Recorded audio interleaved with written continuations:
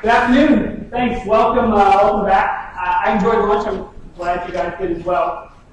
We're going to talk today about the truth and understanding consumer truth and how P&G, along with QualView, I think one of our great partners, is going to get at that truth. So I'm going to give you a little bit of background of who I am. I got this great title, Digital Insights Tools Leader. It means I get to play with a lot of toys, but a lot of you, I saw some hands out there that have been former P&Gers. Who's ever worked on P&G projects before? Yeah, there's a lot more.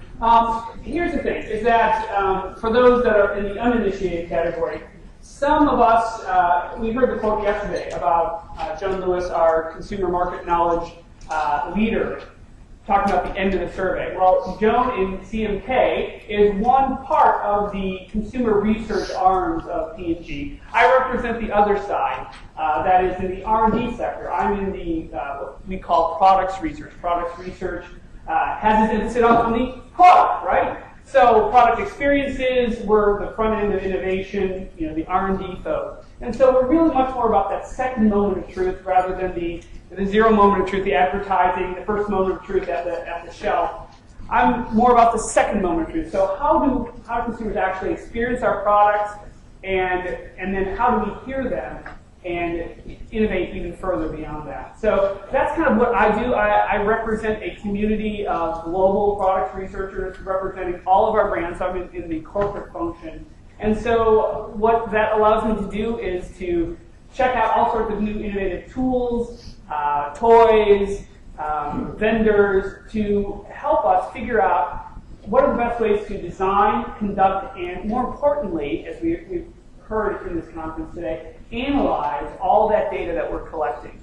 And so what I'm going to do is I'm going to head it over to John in just a sec, but I wanted to explain why we're working with QualView. And the fact is that, like Nadia said, QualView's on the group report, and they're on the group report for a reason. We think that QualView has some great capabilities coming out of these smaller startups, but more importantly, I think the reason why QualView is particularly important to us is that it provides a platform of analysis that we haven't seen in other companies. So with that, I just wanted to turn it over to John. He can do his own introduction. Thank you, Charlie. My name is John Williamson. He's Charlie Mission. I'm the CEO and founder of QualView. We're a small company in Denver with a vision really to transform qualitative research. I come from a technology background. I also come from a market research background. I come from an advertising background, and I'm obviously a technology entrepreneur. And our vision has always been that, and properly applied, that the web was going to have an immediate and dramatic impact on the way brands collect qualitative data. And essentially, as we're going to be talking about today, our vision goes right through online video. And our feeling is that video is what really enables those powerful, visceral, candid, relaxed, time-sensitive connections. And we've heard a lot over the last day about what's happening online, what's happening with social media, what's happening with internet penetration. Where is this all taking us? And we've decided to take it as opposed to a shotgun blast with a laser scalpel to apply all of those dynamics in a means that makes it easy for people to use these new technologies, to use these new innovations. And we've been really fortunate enough that Charlie had said, I still chuckle with myself because in the early days when he said I get to play with a lot of toys, I remember the early days when exactly what we were known as a toy. And it's just been incredible for me to be invited along with Charlie to present this, because we're excited about what we're doing, and it's obviously validating and exciting for me to be standing up here with Charlie, who knows so much about what's going on and these changes into a real quality in that process. So thank you. So I'll just start. When Charlie and I looked at what we wanted to do, we decided we were going to break this down into three basic issues, or three basic takeaways. I know there's actually more than three up there, but they're really the top three are the ones that we want to leave with you. And one of them is about getting to more consumers. The idea that the web has enabled access is kind of a foregone conclusion, but more than that, it's how do we get to users in new ways? How do we get it so that not only is it more, how is it better? We knew that the tipping point between offline qualitative and online qualitative was along that better end of life. We had to go into better in order for this to really get adopted technology. And three, how do we reach out to the world? And how do we reach out? This is one of the things we're going to talk about today. How do we reach out to the world using online technologies when the people we're trying to reach are online? That's a key barrier as well. And that's one of the things that we're working on and we can talk a little bit about later on. And then I'm going to hopefully be able to sit back and relax and let Charlie talk about how they deployed it these ways and how it's worked and what's working. And he can take you through some actual case studies on 3 projects. And then lastly, we thought it might be worthwhile, especially in our situation where we're constantly looking at what are the technologies emerging, how are we going to be leveraging those things, maybe give you an idea where we think it's going from here, and maybe what some of the next steps are. More than anything, fodder for some communication, but also maybe influencing our own product roadmap. Is this an evolution? Devolution? It's probably more like the revolution, especially in the last 2 phases. We're growing tremendously in that regard, and I think we'll talk about this a little bit more later. But from the PC, from whether that's Apple or Windows, from the PC to the mobile device, there's a lot of new things that are going on there. Now, I mentioned that I'm not in the consumer market knowledge group, so I don't report to John Lewis. I report to him, eventually. But Bob McDonald, our CEO, has, I think, the critical call to action for me, and I think in many ways for all of this industry. Our purpose-inspired growth strategy is to touch and improve more consumer lives in more parts of the world more completely. It's very simple.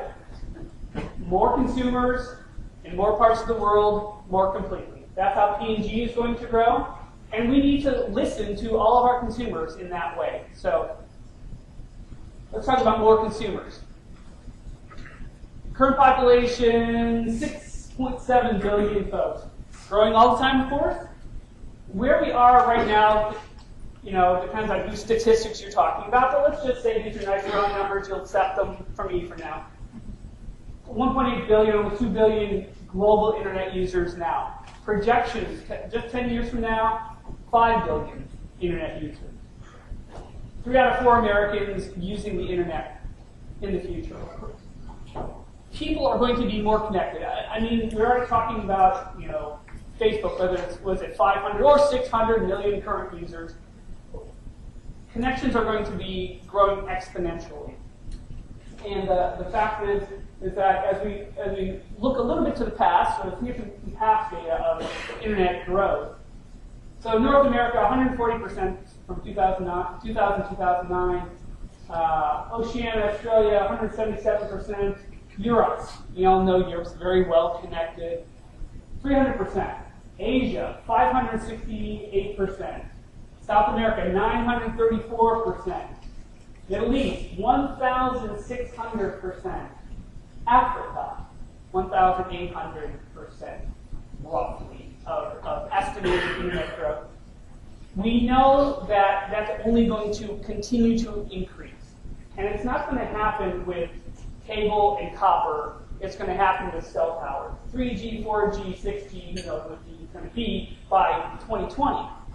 But the fact is that we're going to be able to reach more consumers in more parts of the world, and I think with quality more completely, via these types of technologies. Everyone's travel budget is cut. It's a fact of life. Getting here to the conference was sometimes a bit of a challenge to get the ability to come and speak to you. And you say, well, why can't you do it via webinar? Well, we'll do those later. But today I get to be here with you. Travel budgets are cut. Your budgets, I'm sure, are tight. And so the fact is that how do we talk to folks? We can mine doing the social mining, but I think at its basis, where I'm tasked in the qualitative realm for designing, conducting, and analyzing, is that video is the basic data structure of qualitative research. we talk to people. And the only way that you can then record that is, I think, video is the best way to do that. So QualView, as a video-based platform, allows us to reach those consumers, whether that's in rural Alabama, that is several hours from the nearest consumer research facility, or that's in India. Now, I know there's challenges involved here. I know that having the $2 a day consumer, having the ability to reach out to those folks in the rural Indian villages, how do they get the mobile devices? How do they get the access? Those are problems still to be solved, but I think this is the way that we're going to eventually reach through. You know, I've got some stats here, and I'm not smart enough to memorize all of them, so I wrote some of them down as a cheat sheet. But the bottom line is, so we know it's going to be over the internet, we're going to connect with these people, particularly in these emerging markets. Charles already said about 2 billion people are on the web. But there's a convergence as well that goes just beyond internet penetration. And for starters, we've heard a lot about social networking. 500 to 600 million people are getting on social networks who use Facebook. They're using Facebook and they're sharing information. Most, believe it or not, of the information being shared on Facebook isn't, what do I think about Procter & Gamble projects or products, believe it or not. No offense, Charlie, but most of it is about what I'm doing tomorrow, what movie I like, and what game I'm playing, and what my status is on a given application that I downloaded from the first page. But still, fundamentally, what they're doing is they are changing the way people interact. It's comfortable. The stats on Facebook are that 65 million of them are now accessing it with their mobile phone. That's a big part of the social networking, so people are getting used to using a handheld device. Did you know most of the data shared on mobile phones is video? On smartphones, it's video. There's about 750 million smartphones now today. It's growing. Google obviously making a big impact on that. But the convergence of web access, mobile phones, and social networking components, and video are going to play a large part. Now, it's crazy. I mean, there's a lot happening in those areas, and that's why I say you have to be laser focused. But how do you tap into that, though? How do you take advantage of the fact that, yes, the world's changing? Yes, you need to see it's like running after a runaway freight train in terms of change. But how do you actually plug into it and make a difference in the decisions you make? Because really, at the end of the day, you need to make decisions. And you're going to be making decisions with consumers, and you're going to be asking them to share information about how they shop, how they talk to their friends, how they're getting the information that they need, how they're accessing that information. You're forced to operate new paradigms as well with time. Is that devolution indicated has become very centric around me. I want to do it on my time. I want the information that I'm looking for. I want access to my social network. I want it to be relevant for me. All these things are really going to have an impact on how you connect. And we believe it's through these dynamics where fundamentally effective technology can be applied to help you make better decisions, because that's what matters. And in order to make better decisions, you're going to have to get completeness. You're going to have to learn from them in ways you didn't have access to before. That's the completeness, the richer insights. That's to see people in their homes. It's to see them in their places of work. It's to see them shopping. It's to see them preparing dinner. It's to see them writing a countertop. It's without any peer pressure. One of the things about the web that it does, because of that devolution, we get the consumer's so focused on their experience, you have the opportunity to get them totally engaged without a researcher. And the question is, how do you do that? Web-based, what you see in terms of video, is one way to do that. How do you get it so, too, that it's not driven by your time as a researcher, but it's their time? How do you get it so that it's when those moments of truth are really happening? Fundamentally, as it relates to the status quo, it's how does we get the research out of the focus group facility and directly into people's lives in a way that takes advantage of all these shifts in consumer behavior, internet penetration, and mobile penetration. Getting them into these moments and these cycles that matter. And importantly, collecting it. I'm your first to tell you here, and this has been one of our mantras at Quality from the beginning. We knew this because we figured we had a technology that was going to put lightning in a bottle for a $6 to $7 billion space. We also knew that there's no competitors. And sooner or later, we're going to learn the fact that we can do this, and we're taking the focus groups there. What we learned early is collecting it is easy. Consumers have made it really easy to get this information. And to Charlie's point on the $2 a day program, we are going to be collecting information from hair shampooers in India and rural villages using this flip cam.